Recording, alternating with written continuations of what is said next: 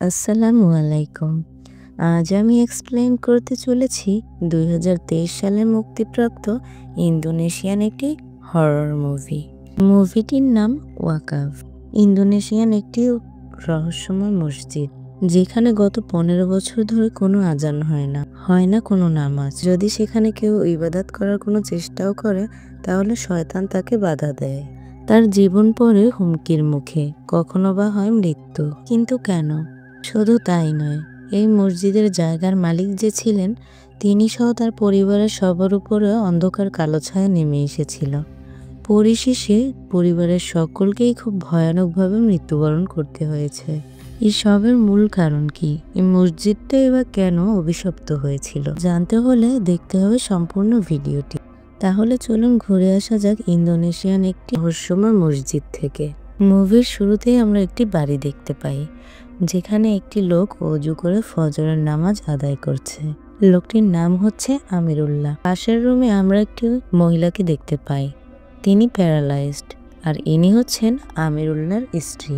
আমরা দেখতে পাচ্ছিলাম হঠাৎ করে ওই রুমের মধ্যে তীব্র বাতাস ঢুকছিল, আর প্যারালাইজড হওয়া সত্ত্বেও মহিলাটির চোখে মুখে ভয়ের ছাপ দেখা যাচ্ছিল। সকালবেলা আমরা মসজিদের কাছে আমিরুল্লাহকে দেখতে পাই, যে তসবিহ জপছিল, আর এই হচ্ছে তার ছেলে হামজা। হামজা ছাড়াও তার আরো দুটো ছেলে রয়েছে, একজনের নাম আরমান এবং অন্যজনের নাম নাটা। বলে রাখা ভালো, আমিরুল্লাহ এই এলাকার সব বড় লোকদের মধ্যে একজন। আমিরুল্লাহ তার ছেলে হামজাকে বলে তিনি মারা যাওয়ার পর তার এই জায়গা জমি এবং তার এই মসজিদের জায়গাটুকু সে ওয়াকফ করে দেবেন, মানে দান করে দেবেন।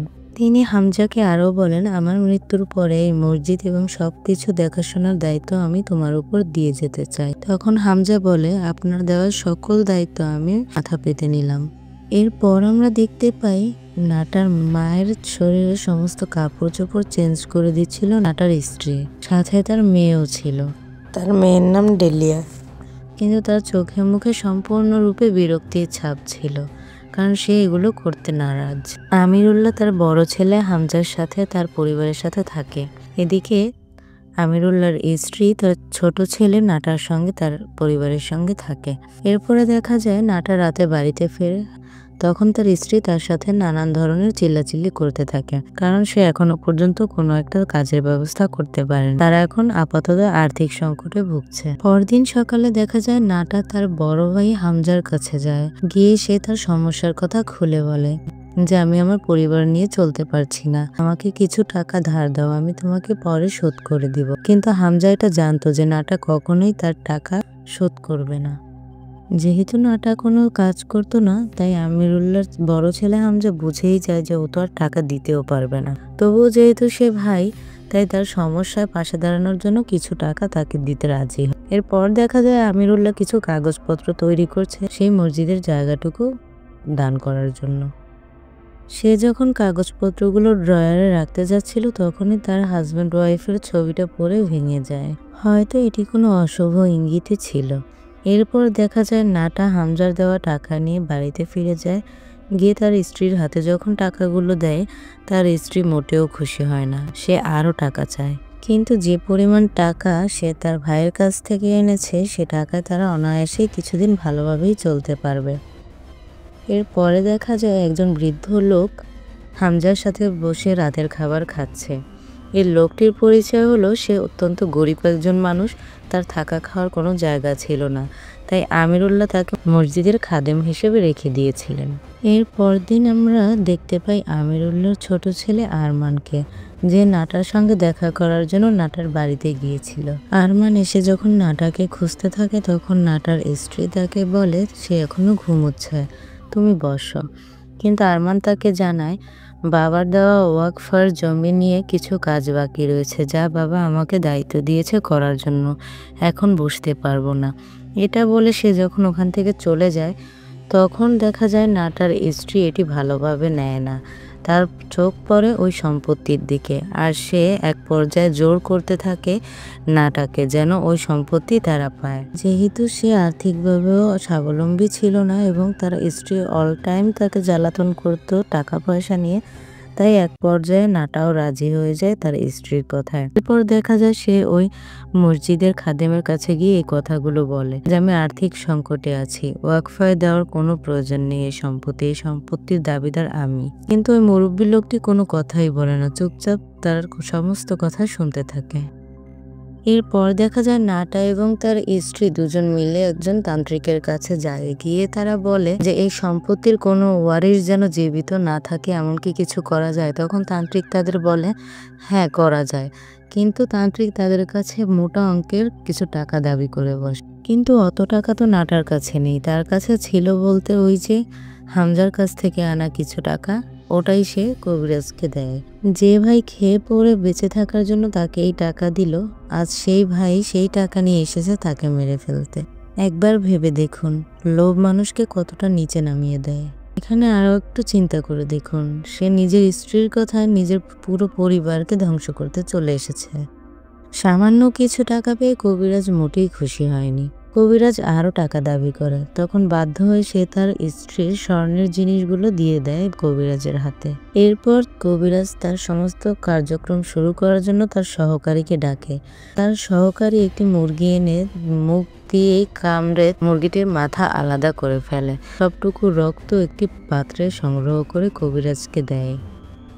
কবিরাজ সেই রক্তগুলো একটি মানুষের মাথার খুলির উপরে ঢালতে থাকে আর সাদা কাফনের কাপড়ের উপরে নাটার পুরো পরিবারের নাম লেখে। এরপর কবিরাজ বলে এখানে যাদের নাম রয়েছে তাদের মাথার চুল এবং ছবি এনে দিতে হবে। পর সে কালো জাদু করতে শুরু করে এবং আনজার জিনের কাছে সাহায্য চায়। আর মুরগির রক্ত দিয়ে লেখা কাফনের কাপড়ের উপরে সেই নামগুলো পুঁতে রাখতে বলে সেই বাড়ির সামনে। এরপর দেখা যায় নাটা এবং তার স্ত্রী আমিরুল্লাহর বাড়ির সামনে গিয়ে সেই জিনিসটি মাটির নিচে পুঁতে রেখে আসে।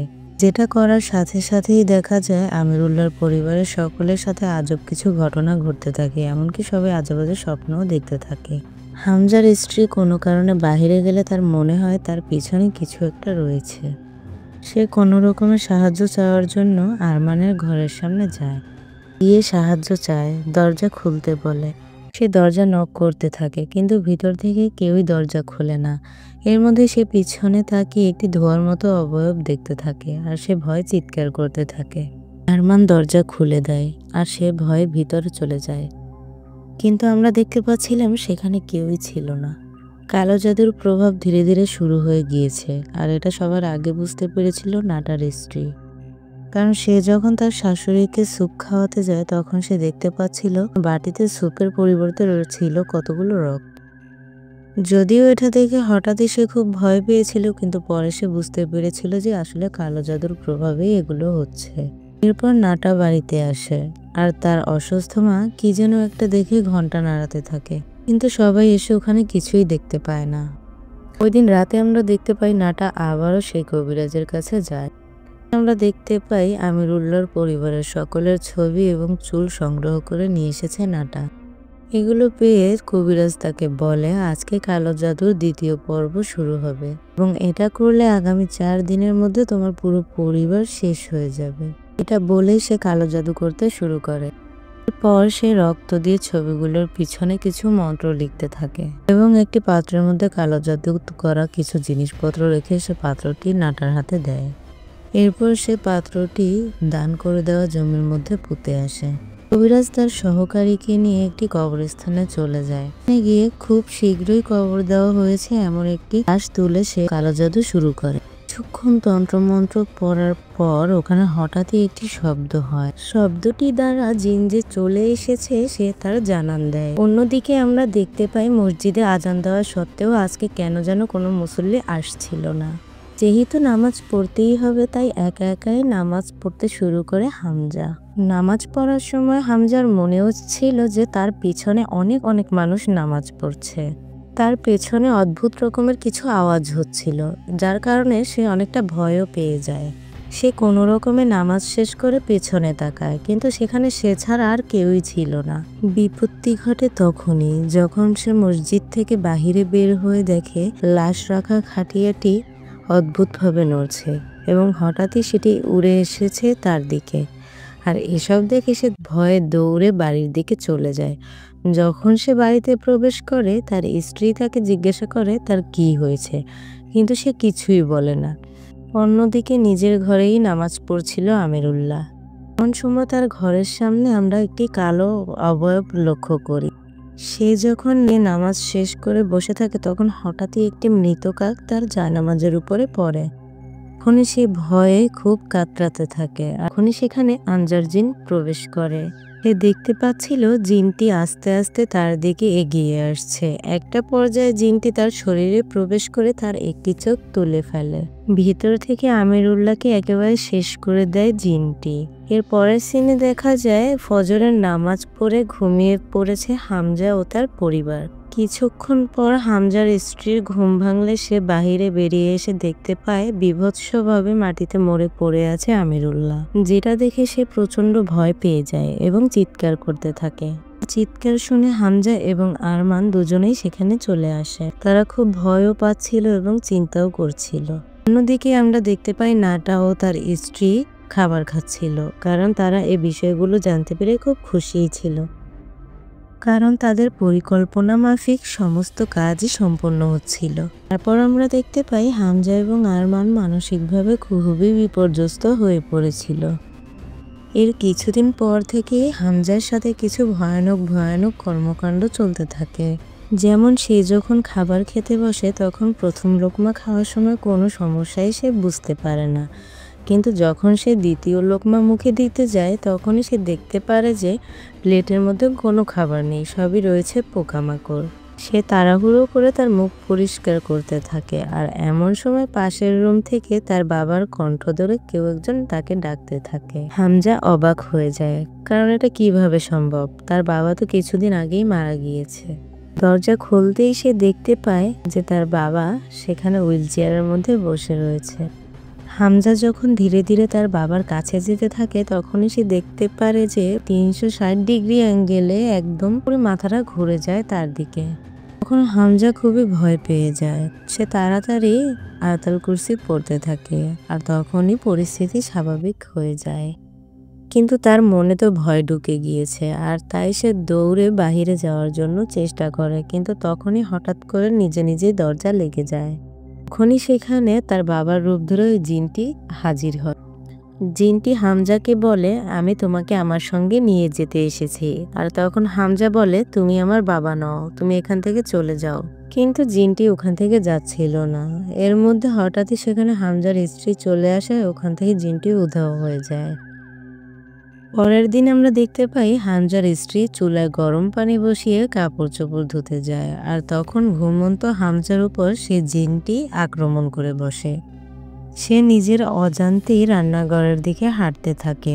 হাঁটতে সে সেই গরম পানির পাতিলের কাছে যায় আর সেটি হাতে নেয়, আর এর মধ্যেই সেখানে তার স্ত্রী চলে আসে। কিন্তু ততক্ষণে অনেক দেরি হয়ে গিয়েছে। সে ফুটন্ত গরম পানিগুলো নিজের শরীরেই ঢেলে দেয়, এতে করে তার বীভৎসভাবে মৃত্যু হয়। হামজার স্ত্রী তাকিয়ে দেখা ছাড়া আর কিছুই করার ছিল না। 2 দিনে 2 জন পরিবারের সদস্যকে হারিয়ে হামজার স্ত্রী এবং আরমান খুবই চিন্তায় পড়ে গিয়েছে।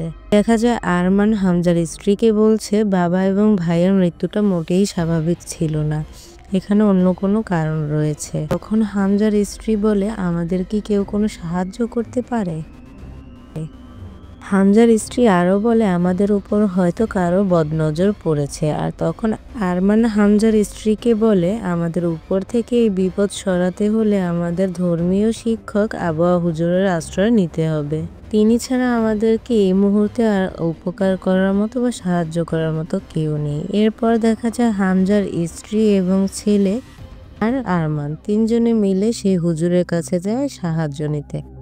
সেখানে গিয়ে তারা হামজার ছেলেকে হুজুরের কাছে রেখে দেয়, আর হুজুর তাদেরকে আশ্বস্ত করে যে সে তাদের সাহায্য করবে। তারা হুজুরের কাছে আরমানের বাবার সেই ওয়াকফ করা জমির দলিলও রেখে আসে। এরপর আরমান এবং হামজার স্ত্রী বাড়ির দিকে রওনা দেয় কিছু প্রয়োজনীয় জিনিস আনার জন্য, কিন্তু তারা একেবারে শেষবারের মতোই চলে যায়, কারণ ওই জিনটি তাদেরকে পুরোপুরি বশ করে তাদের পথে মধ্যেই মৃত্যু ঘটায়। এরপর ঘটনা শুরু হয় আবার 15 বছর পর থেকে। এখানে 15 বছর পর ওই মসজিদটিকে দেখানো হয়। এই 15 বছর এখানে কোনো নামাজ আজান কিছুই হয়নি। আর দেখানো হয় যে সেখানে ফারহান ফিরে এসেছে। এই সেই ছেলে যাকে আবওয়া হুজুরের কাছে রেখে এসেছিল তার মা এবং চাচা। সে একেবারের জন্য এই মসজিদে ফিরে এসেছে। এই মসজিদে এখন আর কোনো আজান হয় না নামাজ। পরিত্যক্ত হয়ে পড়ে আছে মসজিদটি। কিন্তু সে দেখতে পায় তার চাচা এই ওয়াকফ করা জমিটি বিক্রির জন্য টুলের টানিয়ে রেখেছে। এখন প্রশ্ন আসতে পারে এত বছর পর সে এখানে কেন ফিরল? আসলে তার দাদা তার বাবাকে ওসিয়ত করে গিয়েছিল যেন জায়গাটি মসজিদের কাজে দান করে দেওয়া হয়।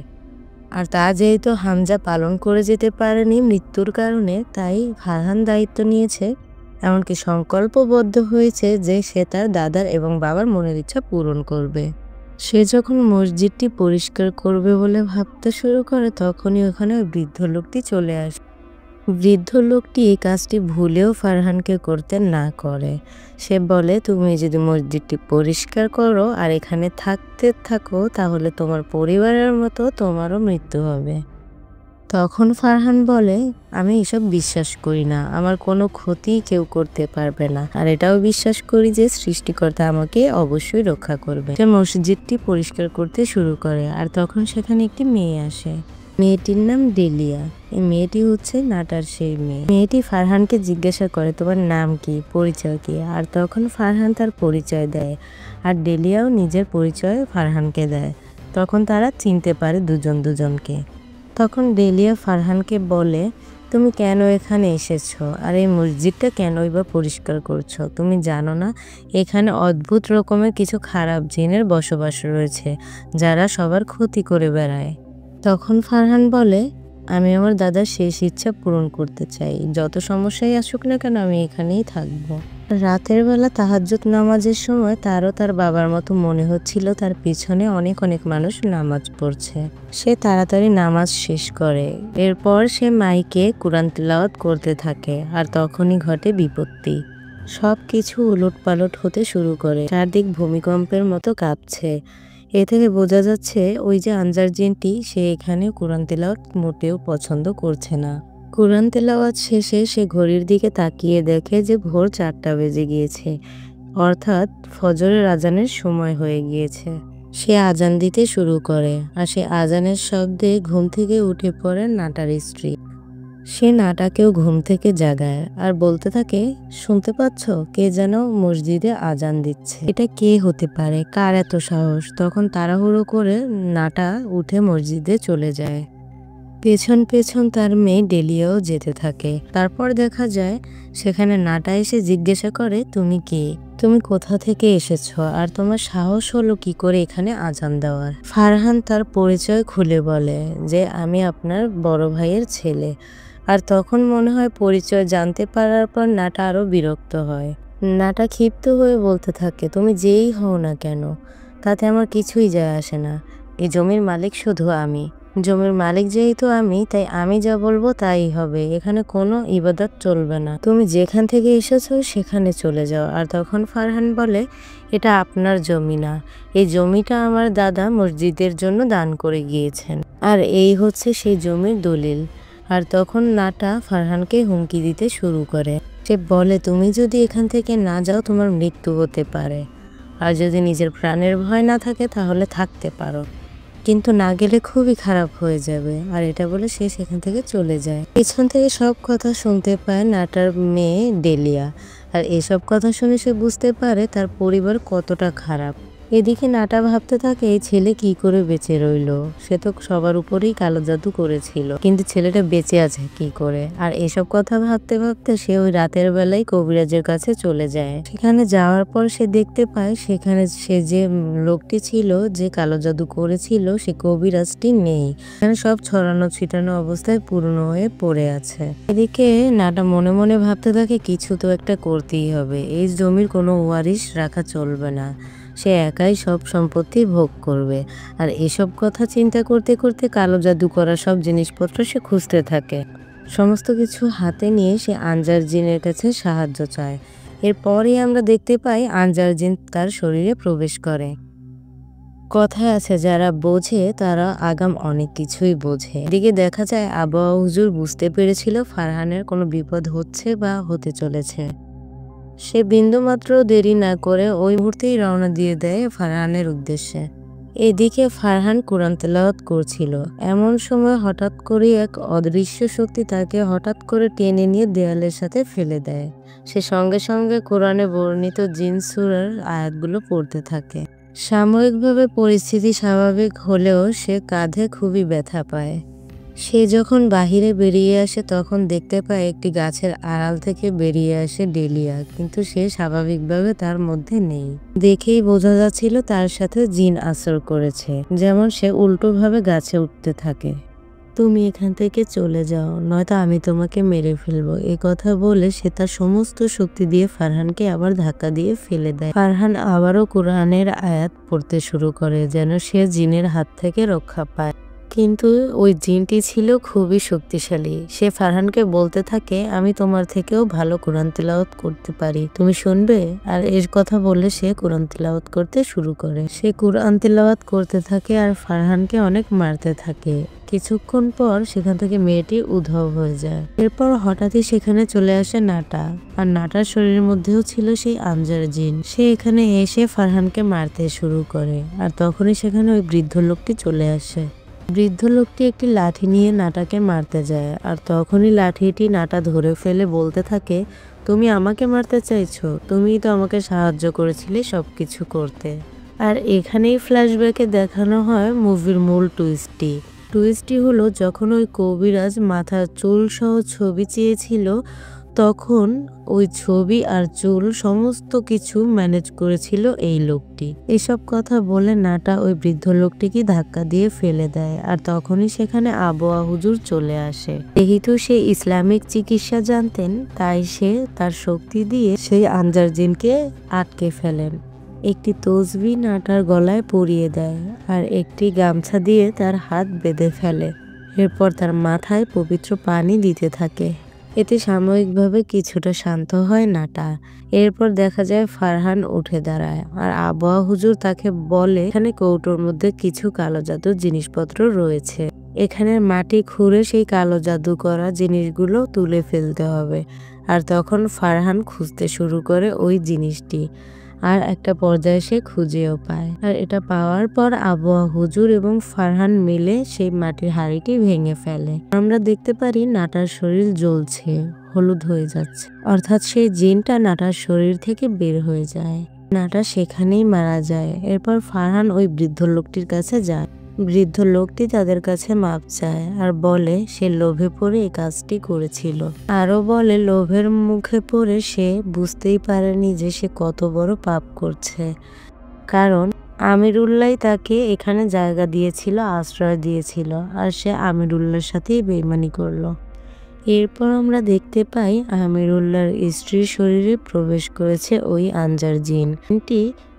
একটি ছুরি নিয়ে ঘুমন্ত নাটার স্ত্রীকে ছুরি ঢুকিয়ে হত্যা করে। এরপর নিজের গলাতেই সে ছুরিটি ঢুকিয়ে নিজেকেও হত্যা করে ফেলে। জিনটা যেহেতু এতদিন নাটা ও তার স্ত্রীর গোলামি করছিল, তাই ওই হাড়িটি ভেঙে ফেলার পর জিনটি এখন মুক্ত হয়ে তাদের উপরেই প্রতিশোধ নিয়েছে। তো যাই হোক, মুভিটি আপনাদের কাছে কেমন লেগেছে অবশ্যই কমেন্ট করে জানাবেন। ভালো লাগলে শেয়ার করবেন ফ্রেন্ডদের সাথে।